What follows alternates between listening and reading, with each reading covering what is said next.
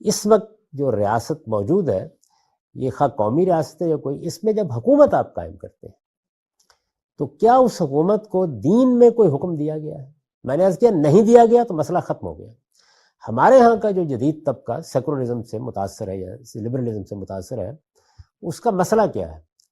اس کے مسائل دو ہیں، ایک باطنی اور ایک ظاہری۔ باطنی مسئلہ ان میں سے ایک اچھی خاصی تعداد کا یہ ہے کہ وہ اصلاً مذہب پر اپنا ایمان ختم کر چکا ہے۔ یعنی میں کسی کے دین و ایمان پر کوئی تبصرہ نہیں کر رہا، ایک تعداد ہے جس سے آپ گفتگو کریں، بات کریں، وہ اس کا اقرار کرتے ہیں۔ یعنی یہاں پر بھی میں کوئی حکم نہیں لگا رہا، بلکہ وہ خود اس کا اقرار کرتے ہیں۔ وہ یہ کہیں گے آپ کو کہ ہم نہیں جانتے خدا کون ہے، یہ آخرت کیا ہوتی ہے، ملاؤں کی باتیں ہیں، لیکن بہرحال وہ مسلمان ہی کہلاتے ہیں، مسلمانوں کے معاشرے ہی میں رہتے ہیں، مسلمانوں ہی کے طریقے کے مطابق دفن کیے جاتے ہیں، جنازے ان کے پڑھے جاتے ہیں، اور وہ یہ پسند نہیں کرتے کہ اپنے آپ کو مسلمانوں کی جماعت سے الگ کریں۔ یہ ایک طبقہ موجود ہے، لیکن انہی میں ایک طبقہ ایسا بھی ہے کہ جس کا خیال یہ ہے کہ یہ ٹھیک ہے، ہم مسلمان ہیں، ہم نماز بھی پڑھ لیتے ہیں، روزہ بھی رکھتے ہیں، آخرت کا بھی معاملہ ہے، لیکن اجتماعی زندگی کے بارے میں انسانی تجربے نے یہی ہمیں پہنچا دیا ہے کہ جدید قومی ریاست کو سیکولر ہی ہونا چاہیے۔ سیکولرزم اپنی آخری مفہوم میں، اپنے آخری اطلاق میں ایسا ہی ہونا چاہیے اس کو۔ یہ لوگ ہیں کہ جو میرے نزدیک نہ صرف یہ کہ مذہبی لحاظ سے غلط جگہ پر کھڑے ہیں، بلکہ اگر وہ اپنے پیش نظر مقصد کے لحاظ سے بھی دیکھیں تو وہ ایک ہاری ہوئی جنگ لڑ رہے ہیں۔ یعنی جب سیکولرزم اور لبرلزم کے تصورات مغرب میں پروان چڑھے تو ان کا مخاطب مذہبی لحاظ سے کون تھا؟ یعنی مسیحیت تھی۔ مسیحیت میں صدیوں پہلے، یعنی سیدنا مسیح علیہ السلام کی دنیا سے رخصت ہونے کے کم و بیش ایک صدی کے اندر اندر ہی ایک عظیم انقلاب برپا ہو چکا تھا، اور وہ انقلاب کسی حکومت نے، کسی ریاست نے نہیں برپا کیا تھا، وہ ان کے اندر ہی کے مذہبی رہنماؤں نے برپا کیا تھا، سینٹ پال نے۔ اور وہ انقلاب یہ تھا کہ اس میں تورات کی شریعت کو مذہبی استدلال سے مسیحی نقطہ نظر سے الگ کر دیا گیا تھا۔ یعنی یہ واقعہ ہو چکا تھا۔ چنانچہ سیکولرزم کی یا لبرلزم کی ساری جنگ مغرب میں چرچ کے خلاف تھی، اور چرچ اپنے وجود کے پیچھے کوئی حقیقی مذہبی استدلال نہیں رکھتا۔ یعنی کوئی چیز کیا اپنی کوئی بنیاد رکھتی ہے؟ روایت تھی، ایک قائم کر دی گئی، اس میں پوپ کو بڑا غیر معمولی سیاسی اختیار بھی صدیوں تک حاصل رہا ہے، جس کو ول ڈیوراں سٹوری آف سویلائزیشن میں عصر الایمان کہتا ہے۔ یعنی ایج آف فیتھ تھی ایک، جس میں ساری دنیا میں یہی صورتحال تھی، تو اس میں مذہبی لوگوں کو مسیحی دنیا میں بڑا غیر معمولی اقتدار حاصل ہو گیا تھا۔ ہمارے ہاں بھی جیسے کہ شیعہ نقطہ نظر کے لوگ ہیں، اہل تشیع، ان کے ہاں مذہبی علماء کو ایک خاص طرح کا سیاسی اقتدار حاصل ہوتا ہے۔ یعنی اب تو وہ باقاعدہ ہو گیا، لیکن اس سے پہلے بھی اس کو آپ بڑی حد تک ایک سیاسی اقتدار سے یا نیم سیاسی اقتدار سے تعبیر کر سکتے تھے۔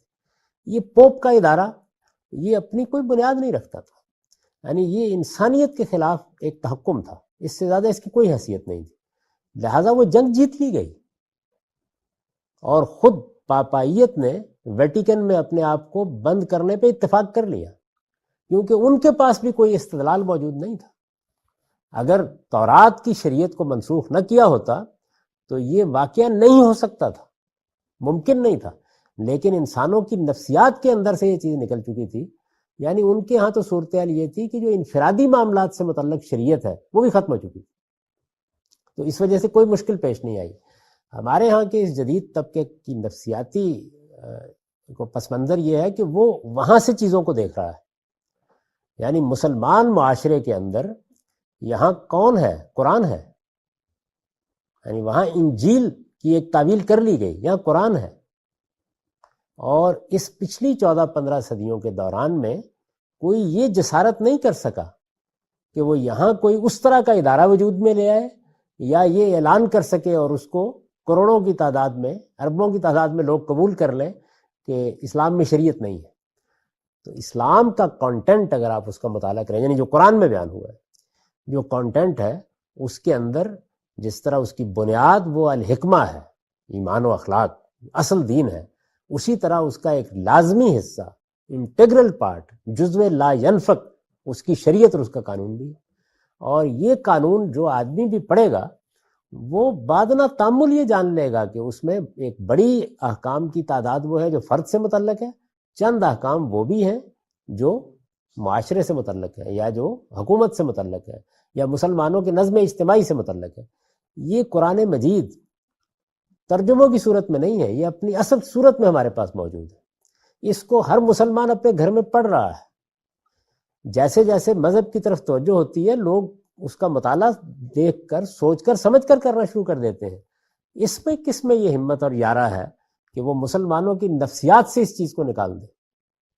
یہ ممکن نہیں۔ چنانچہ آپ یہ دیکھیے کہ ترکی میں ریاست کی طاقت سے سیکولرزم کو ریاست کا مذہب بنانے کی کوشش کی گئی، اس میں ناکامی ہو گئی، مکمل ناکامی ہو گئی۔ جہاں بھی یہ کوشش کی جائے گی یہ ناکامی ہو جائے گی۔ کیوں؟ جنگ پوپ کے اور لوگوں کے مابین نہیں ہے، جنگ قرآن کے اور لوگوں کے مابین۔ یہ جنگ کسی صورت میں بھی کوئی نہیں جیت سکتا۔ اس وجہ سے میں ہمیشہ ان لوگوں کو یہ توجہ دلاتا ہوں کہ میں تو خیر اپنے ایمان کی جگہ پر کھڑا ہوں، اگر آپ اپنے سامنے کوئی سیاسی ہدف بھی رکھتے ہیں تو آپ ایک ہاری ہوئی جنگ لڑ رہے ہیں، یعنی اس میں کوئی امکان نہیں ہے۔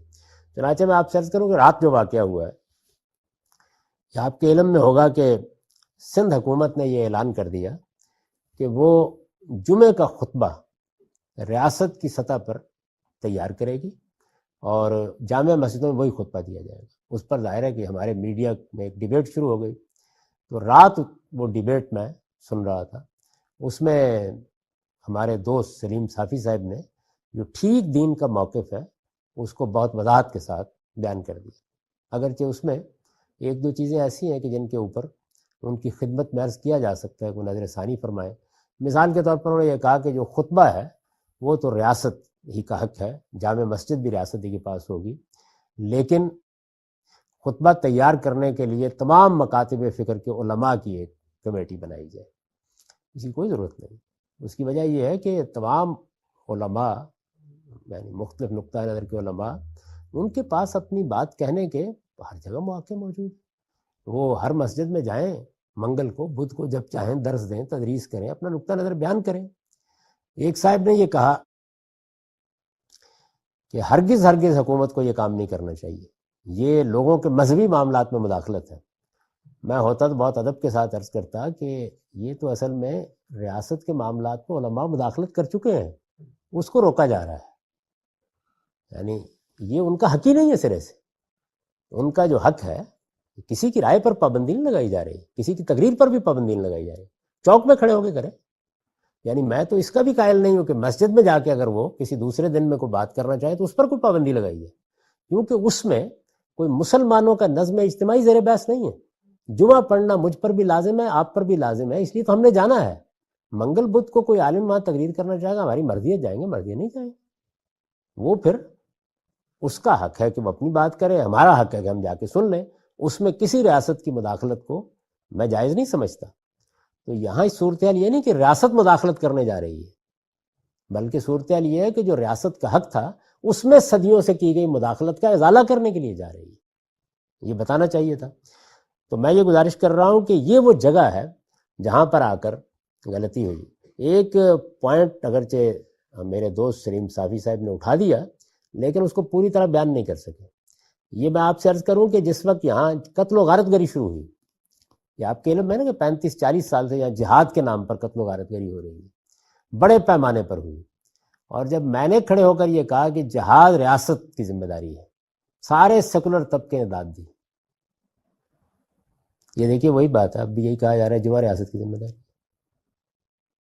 اس لیے کہ وہاں مقاصد پورے ہو رہے تھے۔ تو اگر آپ یہ کہتے ہیں کہ ریاست کو مذہبی معاملات میں مداخلت نہیں کرنی چاہیے،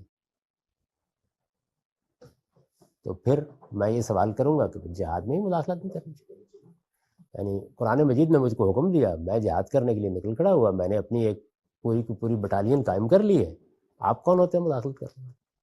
تو مسلمانوں کے معاشرے میں تو آپ جنگ نہیں روک سکتے جب تک کہ آپ مذہب کے حوالے سے گفتگو نہیں کریں۔ یہاں سیکولرزم کا لفظ بولتے ہوئے سوچ لیجئے کہ آپ کیا کرنے جا رہے ہیں، آپ کے مقابلے میں قرآن کھڑا ہے، تو میں آپ سے عرض کر رہا ہوں کہ یہ جنگ آپ ہر حال میں ہار جائے۔ تو یہ وہ جگہ ہے جہاں سے میری راہیں ان لوگوں سے جدا ہو جائیں۔